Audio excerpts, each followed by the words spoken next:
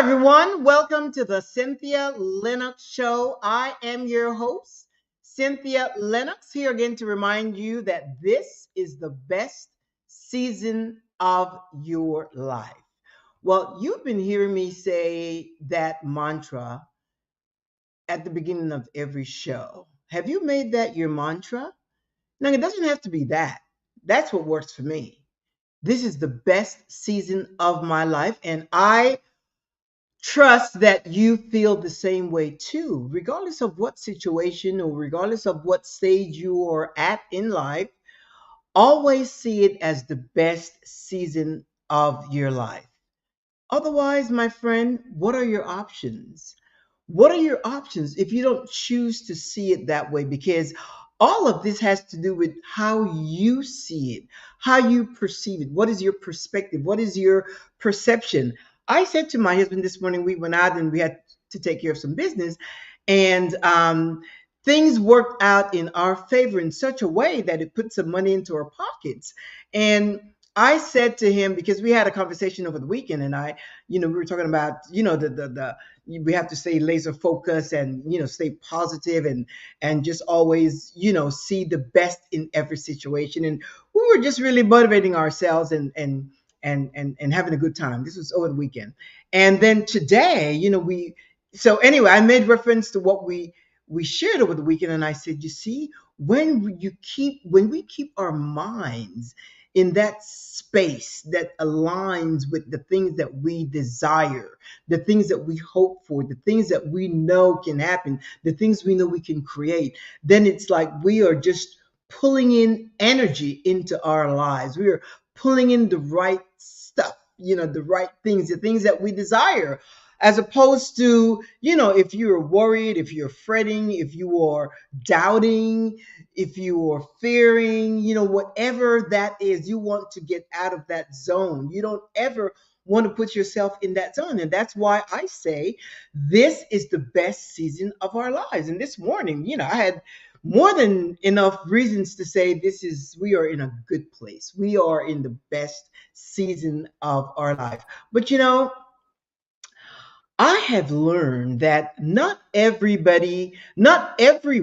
wants to be in, it's not that they don't want to be, but not everyone can get themselves to that place or even want to allow themselves to get to that place.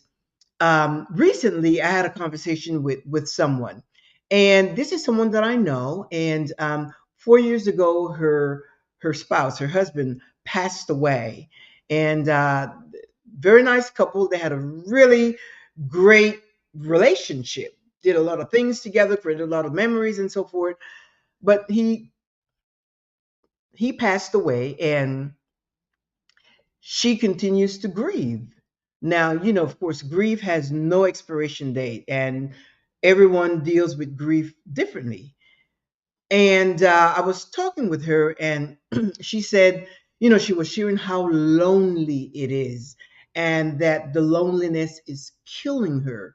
She just went on to really stress the loneliness and how alone she felt and how lonely. And she kept, talking about the loneliness, especially at night. She lives in Florida, big house, and she is in the house alone. And I said, and she said, sometimes I don't even feel like getting out of bed. And I said, well, you don't really have to. I said, you could just, stay in bed all day. And she says, well, I've got to make sure that the lawn is taken care of and the house is clean. But then in the midst of that, she said that, she has a lawn care company that comes and takes care of the lawn. So she's not doing it. She just has to make sure that it gets done. And then she has someone that comes in every 2 weeks to clean her house. So my, excuse me, my point is she wasn't having it. I was just trying to find the positive in her situation so that she could, excuse me, begin to see it from another angle. Then she said that, her niece is coming down. She lives about 2 hours away. She's coming down to spend some time with her, and she's going to take her to Cocoa Beach. And and she also shared how, she makes a trip to see her like twice a month. And I thought that was just so special because this young lady, her niece, is married. She has a husband, two kids, and a big house. And to really take a day out, and she works full time, and to take a day out of your busy schedule to come and visit your aunt, I think that's pretty special. Then she said she had some new neighbors across, in her community that she became friends with, and they took her out to dinner.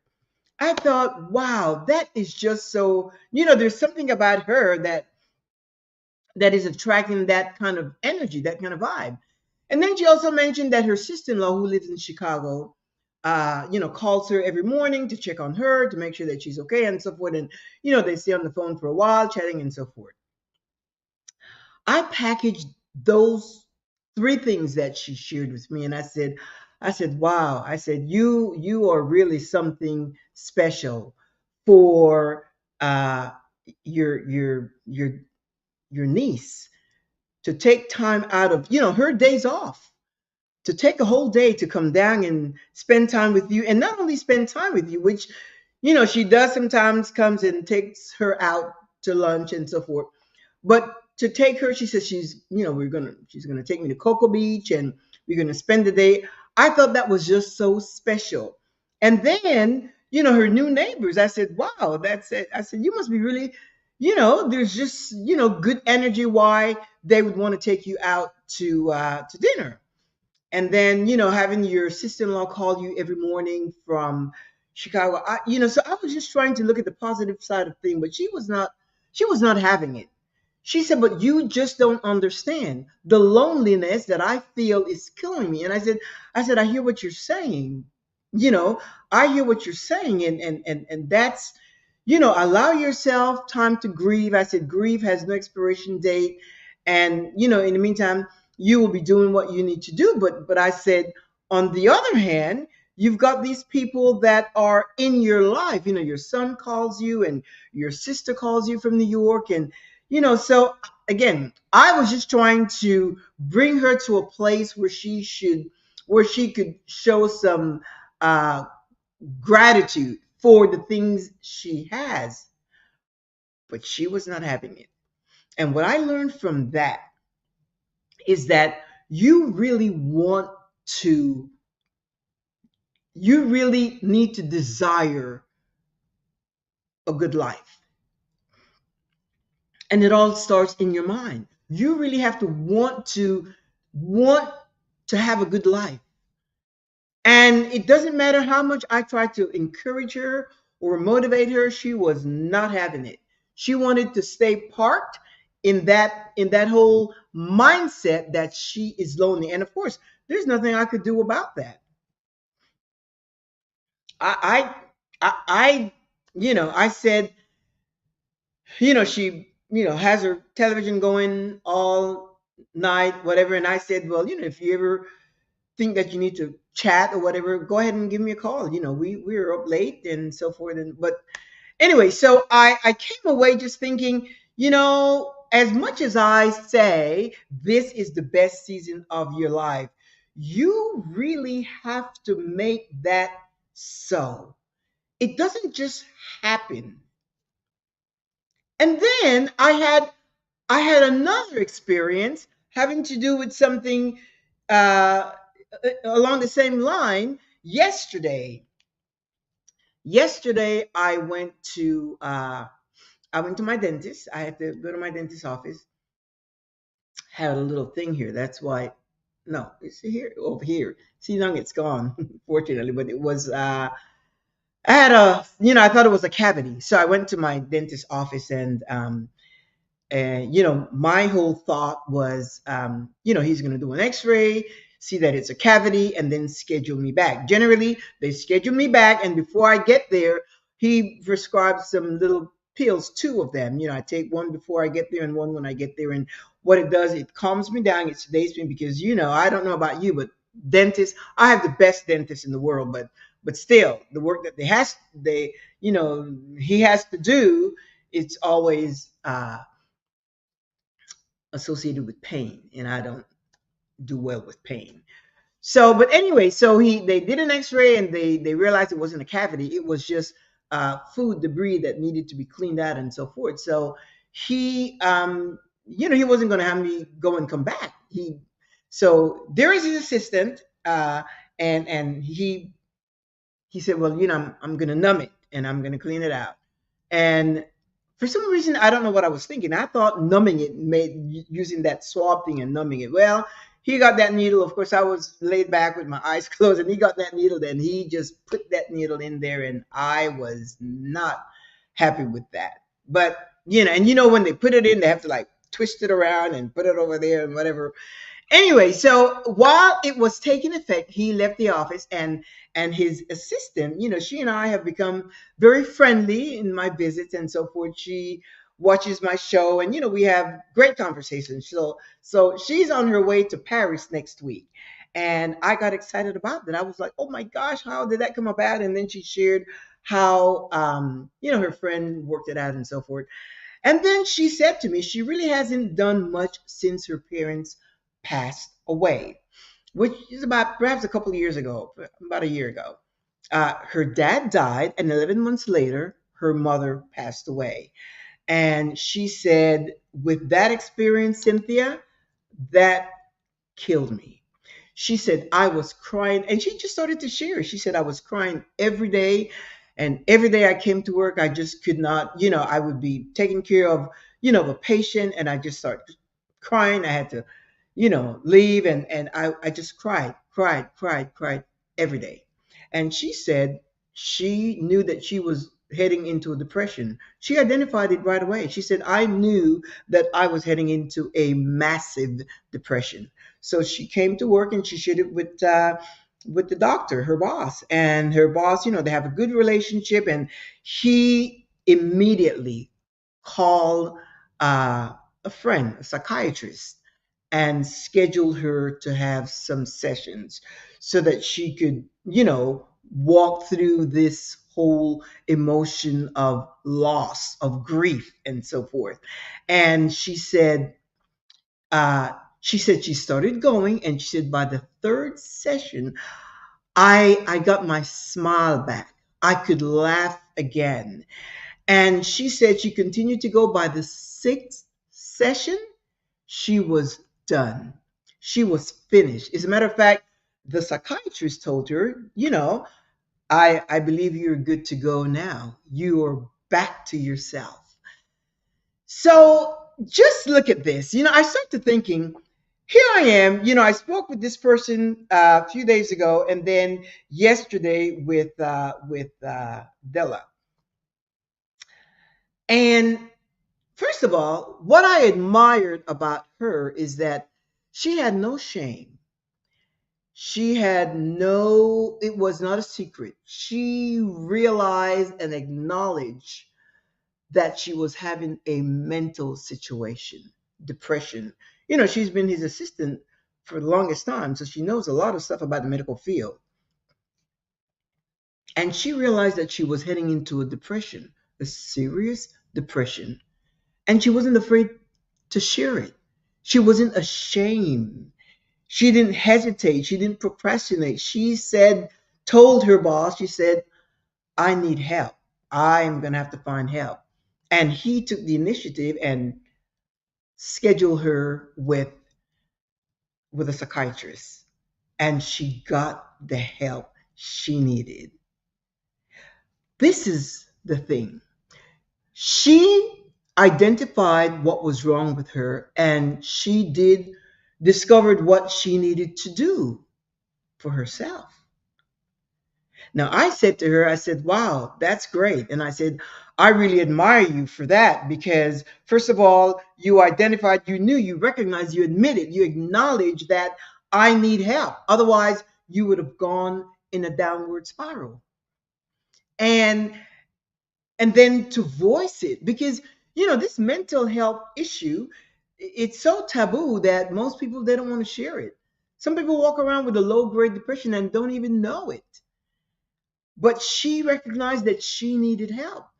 And fortunately, he was so proactive, her boss, the doctor, and got her help right away. So we were able talk all that. I said, well, that is so great. I said, for me, I said, I sort of understand what you mean. I said, when I lost my mom a few years ago, I said, my mom and I were so close. We were so close. And that was like just, to lose my mom was, and then I said to her, I said, I still have my mom's phone number in my contact for some reason. And that's been over 20 years. But anyway, that's my thing.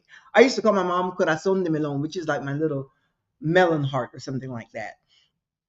We were close. But I said to her, I said, for me, I said, even now, I said, I take a lot of pictures. I have over 20,000 photos in my photo library, digital library, because I document all of my experiences, obviously my wonderful, amazing experiences.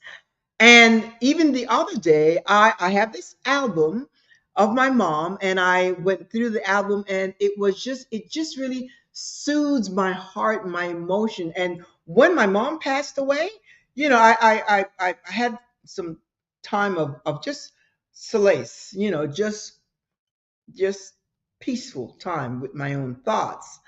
But I quickly resume reviewing the experiences we had, because we had so many experiences. I remember one time my husband and I, we went to Freeport, Bahamas, and we had such a great time. And the experience was so great that I wanted my mom to have the same experience. And when I came back and it was her birthday, I think it was I don't know what the occasion was. Excuse me. But I said, Mom, pick a friend, get any friend. I said, I booked you at Freeport, Bahamas, and it's a great place. There's a lot of activity, nightlife, and so forth. And just get a friend, and I booked the room. You guys are, you and your girlfriend going to stay together, and she did, and they went and they had a blast. I was just those things made me happy.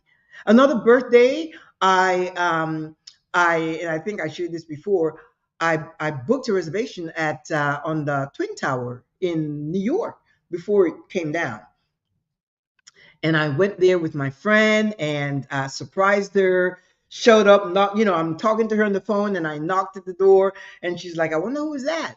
And when she went to open the door, it was me. She's like, "Wait a minute!" Oh, she was so happy. Anyway, so I booked reservation for my aunt and her and my friend and I, and we had a blast. So there's so many wonderful memories that I have, and that for me is the way I handle grief, the way I handled the grief that I felt from my mom, because I used to call her like 2 or 3 times a day, and I miss that so much. But it just did not occur to me to be sad, just because I have what works for me, and that is having all these documented memories, all these photographs, all these things that I bring to memory, and it just soothes me. And even though I know that she's not present physically, but she's in my heart.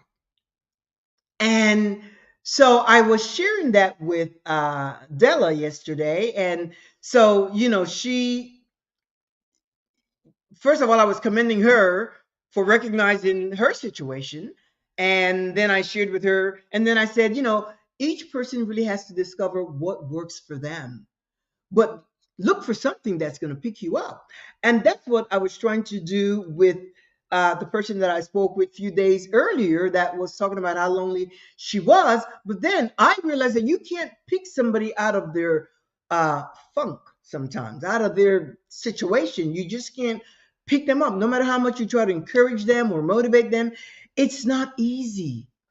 It's not easy because some people take comfort in suffering, and that's a real thing. They take comfort. She took comfort, and she said, as a matter of fact, she got irritated with me. I'm talking about the person that I spoke with a couple days ago, a few days ago.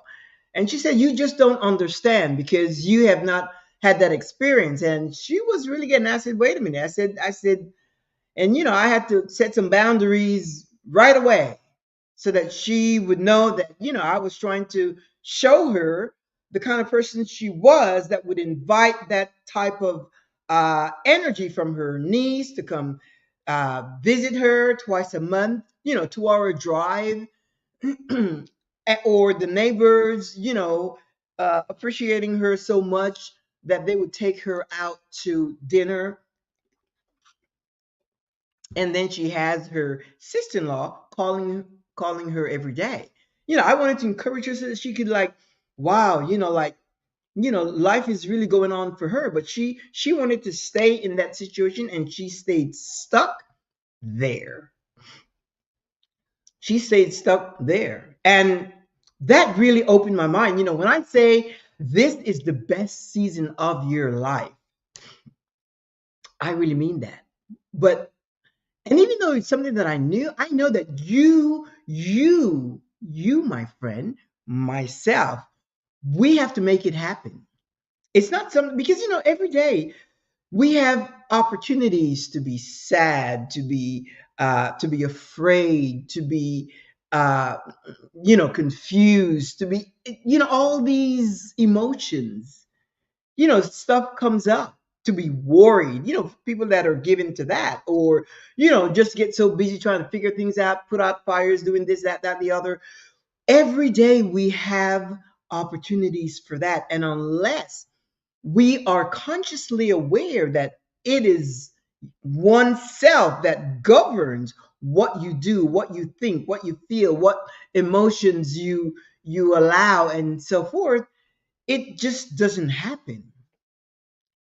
And here I am trying to encourage her, and she's not having it. She wanted to stay in that place of loneliness, of talking about how lonely she is and how much she misses her spouse. And I, of course, I have an idea, because I can't say I know how she feels, because that's not my experience, but the loss of a loved one. And for me, it was my mother. And when Adela shared with me about her, losing her dad, and then 11 months later, within a year, she lost her mom. And but she knew, she made a decision as to what she needed to do for herself. And that's what you and I have to do. Make decisions every day based on the situations that we're dealing with, that we're facing, that we that comes up in our lives. We have to make decisions as to what works for us. What works for me may be totally different than what will work for you. Now, Adela, she, was going into a depressive mode. She recognized it, she identified it, and she could have stayed there, because somebody's going to pay the psychiatrist. She could have just she could have just stayed with that mindset, and just keep crying, crying, crying, crying, crying until she just stopped crying, or who knows how far she would have gone.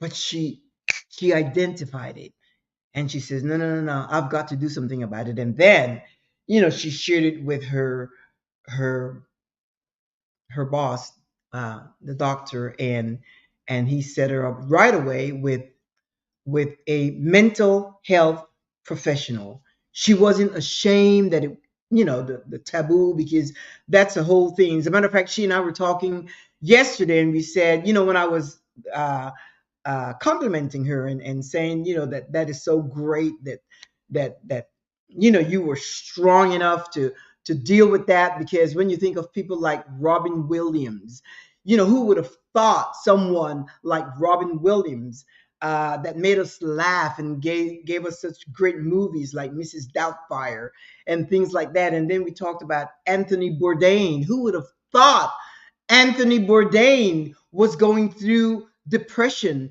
that made him take his life? We talked about that, and that's just conversation. That's just things that one talk about. So with that, I say to you, my friend, each person needs to identify what works for them to deal with the situations they are going through. You can't copy someone or listen to what someone says. No, no. You have to discover what works for you. Because the bottom line is, again, to live a full meaningful life, a life of pleasure, enjoying life, having fun and enjoying life, really living life. And then someone said, all of that is great, but how do I reconcile? And this is a whole different situation.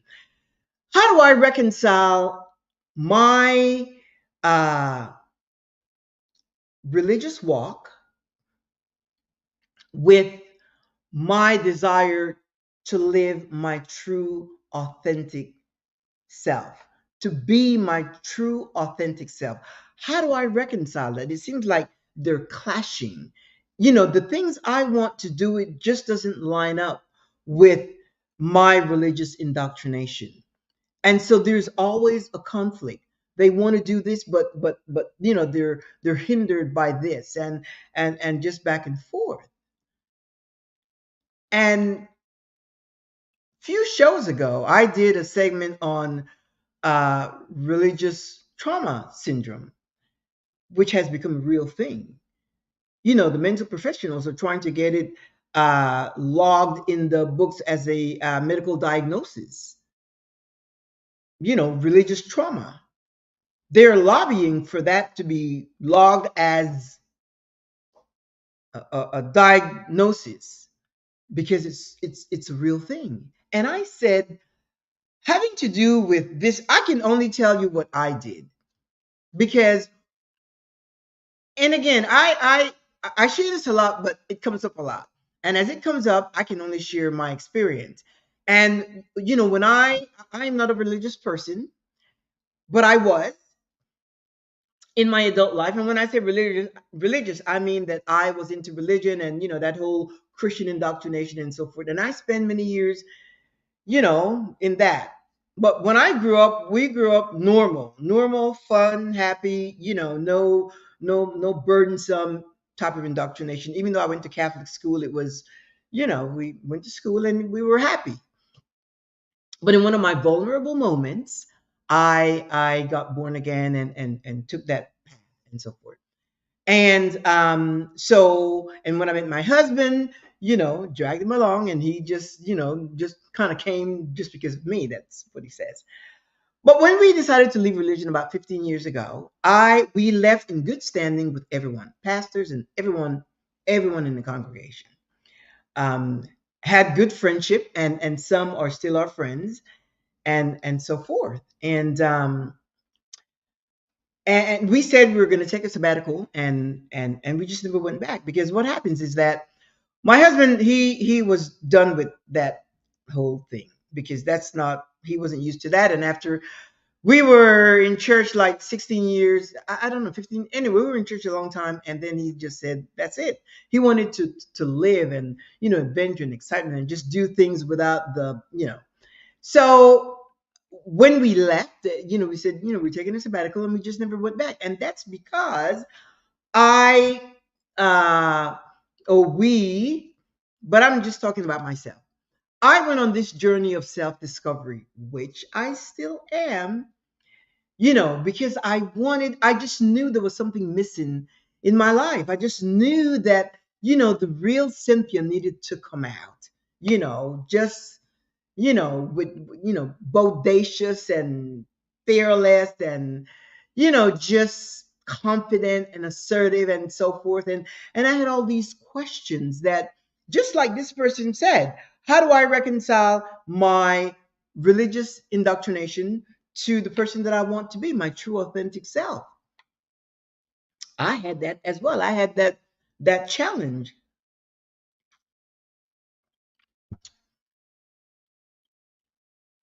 And what I did, I pause and I meditate and I think, and I had to come up with, how am I going to do this? Now, My whole desire, my whole passion was leaning in this direction because I wanted to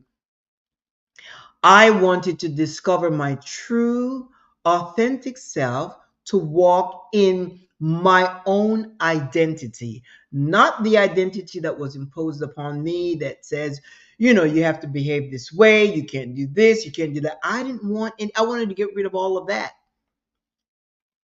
And as I continued to search and, to look for a way to bring me into a center of where I can really flow authentically and not have to think of, can I do this? Can I do that? Or, have any guilt or shame or blame or judgment or condemnation. I didn't want any of that. So I had to make a decision. I went back and visited with Matthew, Mark, Luke, and John, and even the Apostle Paul. And for those of you that, that are not religious, those are books of the Bible, New Testament. I went back and I revisited with them, and I had to make a decision in my mind who I was going to believe. Cynthia, are you going to allow Matthew's word to supersede what's in your heart, or Mark, or Luke, or John? Why do you ascribe such value to Matthew, Mark, Luke, and John's word over your own? Who are these guys? Who are these guys? And in my teaching, the whole idea is, whatever you're thinking to do, whatever you want to do, or whatever thoughts is going through your mind, if it doesn't line up with what Matthew says, what Mark, Luke, or John says, then don't do it. Then it's not good. It must line up with Matthew's words. Imagine that. So I start thinking about my own worth. It's like, wait a minute. Like, who's Matthew, Mark, Luke, and John? They were regular guys. They were regular men. They were regular men with weaknesses just like we are.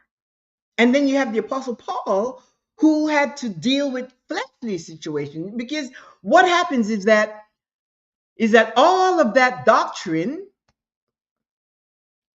challenges our humanity. I could not live out my humanity because of all that Matthew, Mark, Luke, and John had written. So I had issues with that. I want to do this, but I want to do that, but my flesh wants to do this. And I'm just talking about living life. And I went through a period and I started thinking, wait a minute, no, wait a minute. What is my worth? What is my value? Why should I ascribe a higher value when my thoughts and my intuition transcends Mark, Matthew, Luke, John, Paul, and even Moses? Think of it.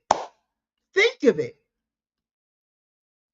My intuition, we're in a new day today. It is a new day. And I realized that I was transforming into a new person. My mind was being renewed. I was beginning to think different thoughts. And that's why I shared earlier. My life now is governed by three principles: love, kindness, and compassion. That's it. Love, kindness, and compassion. Regardless of what Matthew says, regardless of what Mark says, Luke or John, or even the Apostle Paul or Moses that started this, the five wrote according to history, according to the five first books of the Bible. I had to reconcile that. I had to decide what I was going to give my attention to. What was I going to be governed by? Why would God speak to Matthew, Mark, Luke, and John. And today, this is a new day. We know more. We are educated. We just, whether it's, we are educated today. We think differently. We have critical thinking. And what applies today is totally different. And as we grow, because we develop, we transform, we evolve, our minds grow, we learn new things. It is a new day today. So this whole idea about, if it doesn't line up with what Matthew says, it almost bugs me to even think of that, because I used to live that way. Because it is said, if it doesn't line up with the word, if it doesn't line up with Matthew's word, Mark, Luke, or John, or the Apostle Paul, don't do it. Then it's not true. It is not true. Really. And I believed that for many years, until I came to realize, wait a minute. Why would God talk to, like, who's Matthew? Why would God talk to Matthew and not talk to me? Why would the God you serve, there are over 10,000 gods. So I don't want to assume that, yours is a particular God, but whichever God that you serve, God, source, creator, supreme being, the universe, however you address God, you have to believe that it will speak to you. That the God that you serve, or the God that you will speak to you. And start trusting your own intuition, and take these guys off the throne of your mind. These guys are sitting on the throne of your mind. Their words, what they say, the thing, your whole life is guided. If you are, again, I am making reference to this person that's having this issue, this challenge, in reconciling the desire of, freedom, to live free and to really embrace their humanity, and to live a life, of meaning, and purposeful and fulfilled, and joy and happiness and fun and excitement and adventure, which are totally, totally natural desires of our hearts. Yet we're told that if you, excuse me, those desires, we are told, if those desires do not line up with what Matthew says, if those desires don't line up with what Paul says, or Mark, or Luke, or John,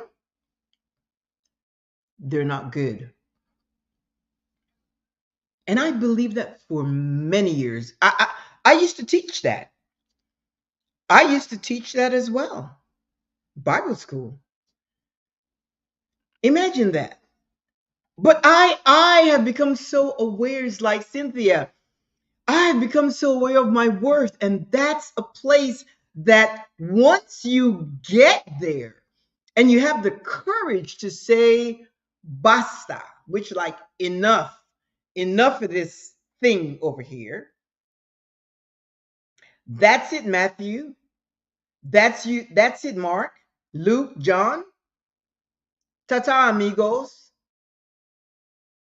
And I got to the place of knowing that my thoughts, my ideas, my feelings, my emotions, all the things that relates from to me, that emanates from me, they are worthy. Why? Because I am worthy.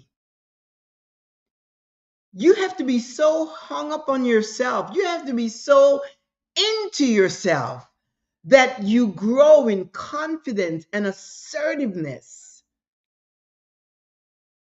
You have to be so hung up on yourself unapologetically. Don't be shy about that. It's not arrogance. It's not being self absorbed. No. But you've got to be hung up on yourself. You've got to take a deep dive into your thoughts. And then when something comes up, you've got to have the courage to live it out. And that's what I do now. I live it out unapologetically. Unapologetically. No explanation, no excuses, no permission. Not only does it strengthen your relationships, but it puts you in a place of peace. You can enjoy life, you can enjoy peace. It just blisses you out. I had to get rid of those guys. I mean, that again, that's just and that worked for me. And the things that emanate from me, from my heart, my intuition, my instinct, I honor those things. I honor those things. Why? Because I know my worth. I know my value. And even though I respect these guys over here, Matthew, Mark, Luke, and John, and Apostle Paul, I respect them, whoever they were, I didn't know them, but I no longer guide my life based on Matthew, Mark, Luke, and John. Uh-uh. Because the same God that assumably spoke to Matthew, Mark, Luke, and John, that same God is fascinated with me. That same God comes from within. The fascination with me is unparalleled. You have to know that. This journey, again, you can have a journey where you take baby steps and so forth. I wanted like out. And there's the more I discover, the more I realize I don't know. So I'm always reading and researching and, checking things out and learning from this person. And, even though I listen to a lot of different, I listen to podcasts and listen to different people and so forth, but I don't, if somebody says something that doesn't resonate with me, they become a Matthew, Mark, Luke, and John. If it doesn't resonate with me, I don't, I'm not going to criticize. I'm not going to judge them or condemn. No, because sometimes, they may know something that you don't know because you're not ready to go there yet. Whenever the student is ready, the teacher appears. So when I hear something or when I hear people talking about things that doesn't, this today there are a lot of coaches and mentors that are involved in religious deconstruction. Well, I didn't need that simply because the way my mind is, when we left and I made a decision that I'm going to really, you know, discover who this Cynthia is, go back to remembering who she is and bring out that child of fun and, gusto, mamita, gusto. Anyway, when I decided that I wanted that, I didn't, I didn't, I didn't have to go through any kind of religious deconstruction. I just start looking at things for what it is. And when I got into the whole discipline of self-worth, oh, mamita, that changed my whole view, my whole thinking, my whole perspective. That changed everything. Why? Because I started to see myself differently. I started to see myself differently. I elevated my thinking of me. I elevated my thinking of myself. No longer saw myself as a sinner, as wretched. None of that. None of that applies to me. None. Needing forgiveness, all of that, in my mind, is religious indoctrination. Get to know the source. Once you get to know the source, all that stuff becomes null and void. at least in my life. If it works for me, then of course, just like as a man thinketh in his heart, so is he. I take that with me wherever I go. As the woman thinks in her heart, so is she. And that's me. As the thoughts go through my mind, my heart, that's who I am. And I encourage you to do the same, my friend. So you don't have this conflict of trying to reconcile, this, because I'm telling you, look, this trauma, religious indoctrination, it gets lodged into your thinking, especially if you grew up in that kind of setting. That's all you know. That is all you know. And but once you make a decision that you want to out, grow up, grow out, you will see how, first of all, it starts with your worth, because you have to know who you are. If you don't know, a lot of people, they say, well, I know who I am. No, you may know that. It's just like me. I thought, well, you can't tell me. And people take offense to that. One of the things that I talk about is that most people walk around with an identity that's not theirs. They're walking around with an identity that's been imposed upon them. And but people don't want to hear that. I had a conversation with someone. I had lunch with someone not too long ago, and we were talking, and they were sharing some personal situations, and I says, "Wow, you have lost yourself." And they said, "No, no, no, no, I haven't lost myself." And so I just, remained silent. And so they continued to share, and I asked some questions, and I said, "Wow." And then they said, "I think you're right. I have lost myself." They said it. I have lost the person that I am. Because it's more than just like, oh, I know I'm a nice person. No, no, no. It's delving into the depth. Some of you have some wild streaks in you, some adventurous, fantastic desires that you want to do, but you are held back. Why? Because of the indoctrination that you're following, because of what Matthew says. You just settle down. What Mark says, settle down. Luke and John, the same.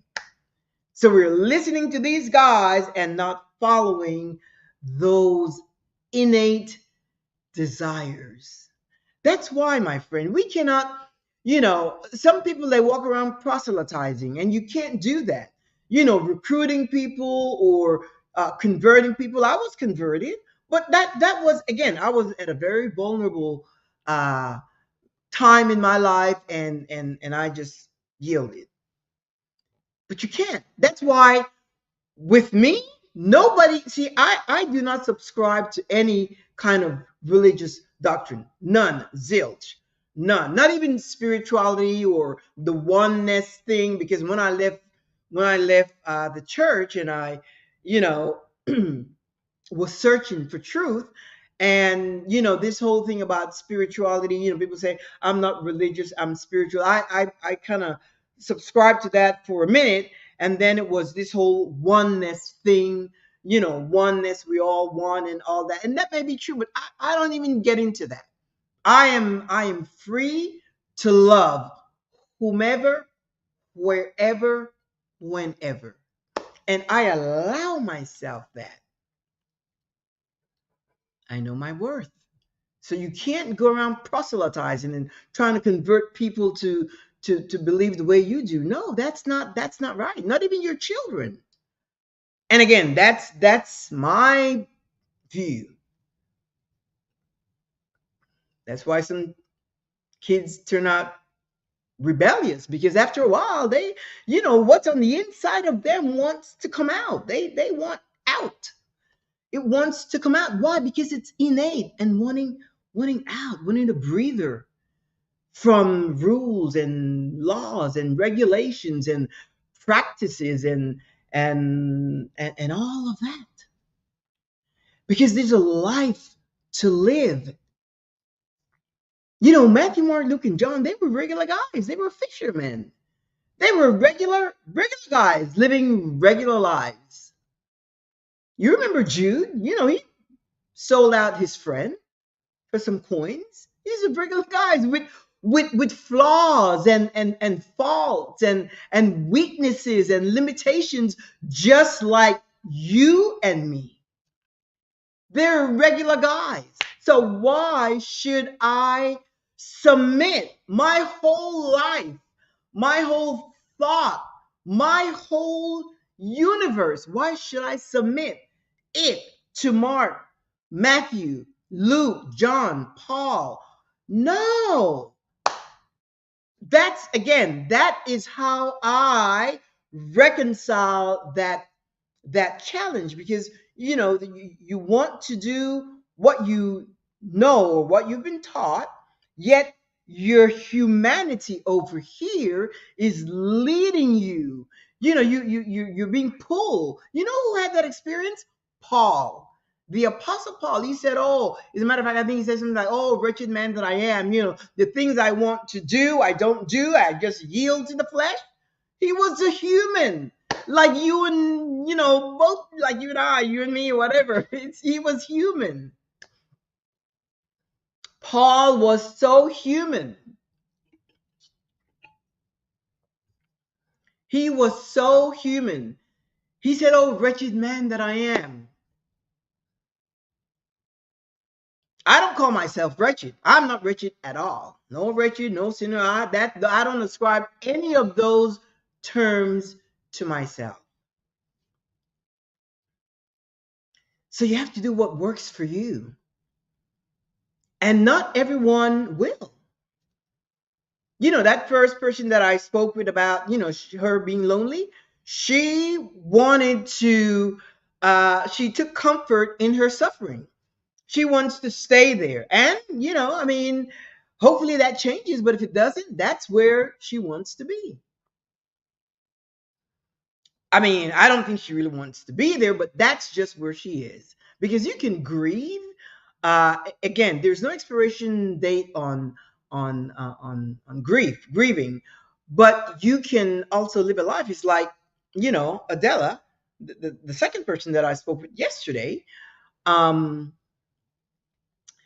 you know, she saw herself going downhill, and she did. She didn't get into details. I don't know how she identified it, or you know, if someone told her or whatever. She just said no. She just said, I saw myself going into depression. She said, as a matter of fact, I was depressed. She said she just cried every day, cried. She came home, she cried. She's at work, she just, you know, her eyes just red, cried. She says she just cried every day until she realized she just can't. Why? She wanted to be in the best season of her life. And today she is. That's why she's going to Paris next week. As a matter of fact, she said, you know, she doesn't, you know, she doesn't travel a lot, but now that she has the time, that you know, she's got the courage, the enthusiasm, the excitement of, you know, she said she told her friend, plan it, and ella se apuntó, she signed up for it, and I was so happy for her because, you know, she's a beautiful person and beautiful lady, beautiful person, and just to see someone allow themselves to get to that place. And of course, you know, I said something like, yes, this is the best season of your life, but it's because of herself, it's because of the things she did, it's because of the step she took. And even for me, I would not have gotten to this point if I did not allow myself to be so open and curious and really, you know, be bold in my decisions concerning me, and making the decisions that I want to make for my life didn't hurt anyone at all. My husband and I navigated through this, and we started, traveling and going places and meeting people of different nationalities, cultures, religious belief, just a whole, we just embrace people. Now, we respect, well, however you believe and whatever you subscribe to, we respect that, but we are not part of it. As a matter of fact, somebody invited us to church with them this Easter Sunday. Some good friends, and I just said, no, we don't go to church. That's that simple. It's not a big deal. It's not. But what I want to say to you, my friend, and that person, they were okay with it. They said, oh no, but this is different, and we have this and we have that, and that's okay. But I just remain true to myself. It's not that we would never go. If we choose to go, we could have, but that's just not something that, we embrace at this time. And, but what I want to say to you, my friend, whatever it takes, whatever works for you. It's so funny. I keep saying that. And, my husband uses it against me. This morning we were going out to do some business early, and he he knows a lot of routes. He knows a lot of routes, and however I go, when I'm driving, I go a certain place, a certain route that I like. So I said, well, this is the more direct route. And he said, well, this works for me. He's like, okay. He says, this works for me. So, he was driving. So I was good with that. My point is, whatever works for you, once you understand your worth, because you are worthy. Once you get to a place, and you are, don't, this is not something that's going to take a long time for you. No, you need to just seize it, acknowledge it, recognize it, know your worth, know your value, and you set boundaries accordingly. Even to Matthew, Mark, Luke, and John. That's what I did. I'm like, okay, Matthew, Mark, Luke, and John, here are your boundaries. Now it's me. And if you were alive, you would be listening to me, because why? We are in a new season. And if God will speak to Matthew, Mark, Luke, and John, and the Apostle Paul, and Moses, and all that, then he or it will speak to me. God will speak to you. It's in your heart. It is your intuition, your instinct. Don't be afraid to follow your own words, your thoughts, your feelings, your emotions. It's your own, and it transcends the thoughts, feelings, and emotions of Matthew, Mark, Luke, and John, and the Apostle Paul. So when somebody says to me, well, that's not my world anymore. No one is going to say that to me. But back then, if it's not what Matthew says, then it's not true. If it's not what Mark says, don't do it. If it's not what Luke says, then it's not going to turn out well. If it's not what John says, then it's not the truth. That is not my truth. My truth is what emanates from within me. Your truth is what emanates from within you. That thing that's pulling you, as I say, you can do whatever you want to do as long as you don't infringe on the freedom of another. As long as you don't hurt someone else, you can do whatever you want to do to be your true, authentic self. And with that, my friend, I'm going to leave you today so that you can muse on that. Know your worth, know your value, and have the courage to get up and walk your own path unapologetically. We have a date. every week, every Thursday, 2 p.m. Central Standard Time, we meet right here. And if you cannot make it for our date, if you ghost me, we can always meet again 24/7 whenever you decide on Facebook, Instagram, YouTube. See those little icons in the bottom there? We can meet anytime, 24/7. And with that, I'm going to leave you. Be encouraged. Know your worth. Know your value. And remember, no one can assign your worth or value. Only you will determine what that is. And with that, you set boundaries and you make sure that people respect you and situations. Even Matthew, Mark, Luke, and John, and even the letters in red. Even the letters in red. You'll know what I mean. With that, my friend, have a fantastic weekend. Of course, you have one more day to go. Whatever you do this weekend, make it the best. Have a blissful weekend, and I will see you next week. Hasta,